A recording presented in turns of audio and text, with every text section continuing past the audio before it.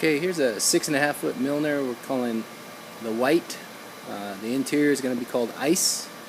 On the roof we've got, hard to see, we've got a low profile air conditioner. It's a 9,000 BTU Polar Cub. Got a Rhino rack, Rhino spare tire carrier, 150 watt solar system mounted to the track. Down low we've got element ramps.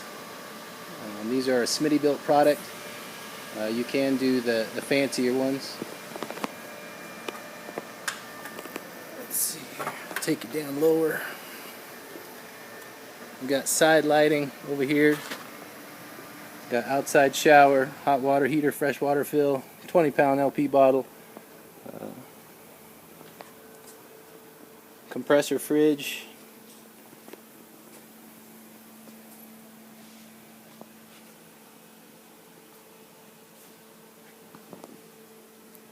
LED lighting. We got our spotlight over here, shovel and axe kit, roto packs.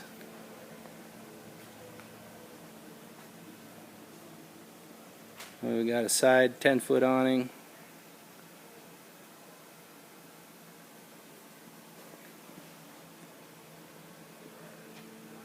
Take a peek inside. We got a compressor refrigerator. It's a two-way compressor. We do offer the gas refrigerator as well. In fact, the gas is standard. This is an upgrade for us. Recommended that you use solar. This is our ice, our new ice edition cabinetry. It's actually a Teflon cabinetry.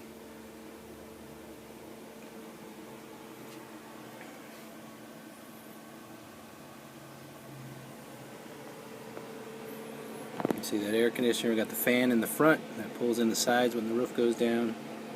The mock air conditioner, overhead cabinets, solar control, LED lighting, 100%.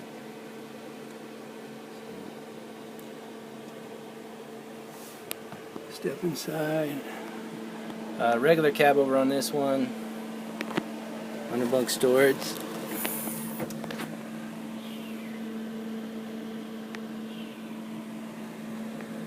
Look over here, we got 3-hole cabinet in the rear. If you pull this down, you can see we got shelves up here. And we got our porta potty system down here.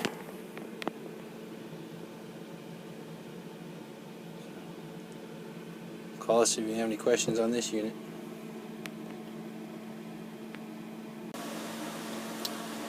If your Hallmark camper has a lift system, you may have our power lift system, which means you either have a remote that looks like this. If you have a remote that looks like this, you're going to hit the 2 center buttons first. So these right here, which is going to give you the green light. Then you're going to hit the 2 upper buttons, which is going to connect the camper, and then you're going to hit R for raise or L for lower. If you don't hit the 2 center buttons and the 2 upper buttons, you won't have anything. You have to hit the 2 center buttons and the 2 upper buttons. If you don't have the remote, okay, you have a switch. That switch looks like this. Okay, it's a momentary switch. Okay, it's going to bring the roof up or down. Okay, it's important when you're raising and lowering the top that you do a couple things. First of all, you always want to use your fan, okay, while you're raising or lowering the top. While you're raising the top, you want something open. So at least open the fan or have a window or door open. But when lowering the top, you want the fan sucking out on number 3.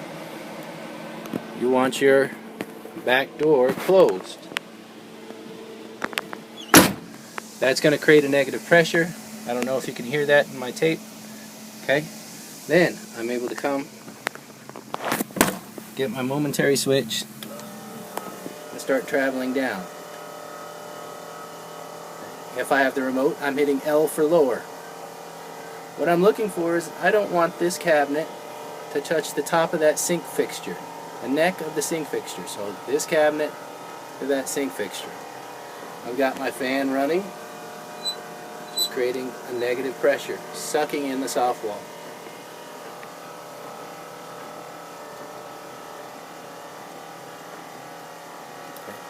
It takes approximately 1 minute and 30 seconds for the top to go up or down. Popping, squeaking, that's normal. We don't oil the system. Doesn't go up and down enough or fast enough to warrant lubrication. Also, lubrication makes a mess. I'm just watching to make sure that my vanity mirror is down, and it is, and vanity is down. Making sure that I haven't left a wine bottle on the counter. Making sure that I don't have lawn chairs or that my bunk lid isn't up. Making sure that I don't have anything above this bar over on the dinette side.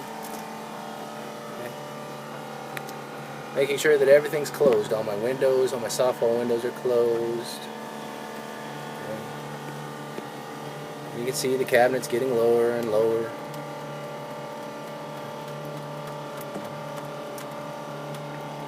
Getting closer and closer. And when I have just a hand, literally a hand's width, so I can put my hand on top of the fixture of the sink, that's where I want to stop this roof. Okay, the roof is down. Okay, I can squeeze my hand just barely in between the cabinet and the sink fixture, which is exactly where I want it. That keeps the gasket from wearing out outside, also keeps you from popping a fuse. Okay, if I hold the button down longer, you're going to wear out the gasket and you're going to pop a fuse, and you can potentially break loose the lift system. The motors that we use are extremely powerful, so you're not going to burn anything up, but you might spin a screw instead. So you got to be careful of that. So definitely don't go down too tight. All you want is this. If you don't have a high sink like fixture like this, then note where it is on the lift system. See how it's just to where the buttons are? So the little buttons, you can kind of see, let's see, right there. Okay, we want it to go just to above the buttons. So that's another good indicator. But if you've got this sink fixture, that's the easy one. You know, as long as you can get your hand in between the sink and the overhead cabinet, that's what you want. We'll talk about up on my next installment. Okay, if you're putting the top up on one of our power lift systems, okay, or even our super manual, okay, the first thing you got to remember is to undo the latches. You've got latches to undo. They look like this when they're down. Notice that they're a two-piece latch. Okay, so as you put this piece up, you bring this and it cinches it down. Okay, there are 4 of them. Please remember to undo all 4. I'm going to simply go over to them. Okay, pull down. Make sure the whole piece comes down. Oftentimes this stays and gets hooked, so make sure that the whole piece comes down. Okay, going to the back side. Okay, boom, boom. Okay, and I'm cheating here because the other 2 I know are already undone, but remember you've got 2 more, one here and one just in front of the awning. There you go, but they're down, so I checked them all. Okay, the next thing, if you're off the truck like I am, you want to make sure that the camper is square, not level, but square, meaning there's space on this side and there's equal space on this side of the roof. If you're out of square, the roof is going to drag. Okay, next I'm going to open a door. This is important. While you're putting the top down, you want everything closed and the fan sucking out. When you're putting the top up, you want the door open or a window open, something open so the air can get in. Okay, then if you have the power lift system with the remote, again, simply you're going to take the remote, hit the 2 middle buttons to give you the green light, hit the 2 upper buttons to activate. Now you're ready to hit R for raise, okay, and go up. If you have this lift system, then you have the momentary switch, which is here. Now we're just going to hit up, which is going to take the roof up. Okay, make sure the latches are undone. I've thought about that how many times now? It's important. Okay, again, it's going to take 1 minute and 30 seconds for the roof to go up. Checking and make sure that I haven't parked under any big trees, that I have the back door open.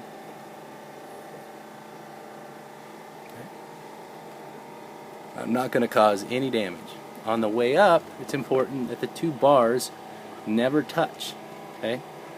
And what I mean by this is that the inner bar that's traveling from the center towards the outside should never touch the outside bar. I'll show you a close-up here in a second.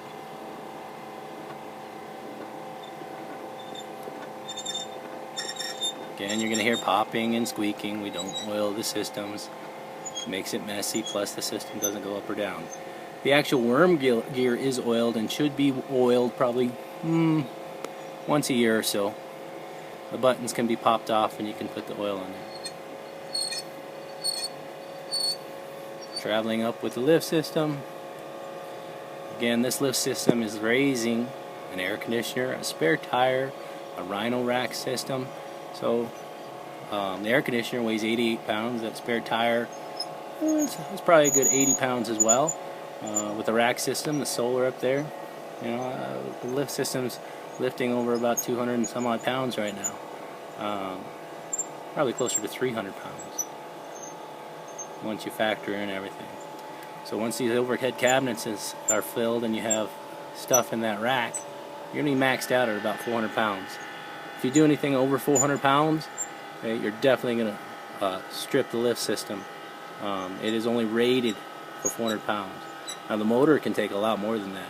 The motor could easily take a couple thousand pounds. And when the roof's up, a couple thousand pounds, or when the roof's down, a couple thousand pounds. And we're not exaggerating. It's the lift system that we're bound by. The welds will break. Okay, these welds right here will break after 400 pounds. When it's up, you're not so worried about them, but when they're in a horizontal position, that's when you got trouble. So that's why we limit. Okay, so now the close-up. Those two bars, we never want this bar to touch this bar. If you touch this bar to this bar, if you just touch, nothing will happen. But if you hold the button too long, you are going to run the system off the track, which means you are stranded. Do not run the system off the track. This bar should never touch this bar. This bar, never touch this bar. Again, never touch this bar to this bar. You are responsible for this. Okay? You can see in here. Never let the bars touch. You can get as close as you want right here, but don't let this bar touch this bar. Thanks for watching.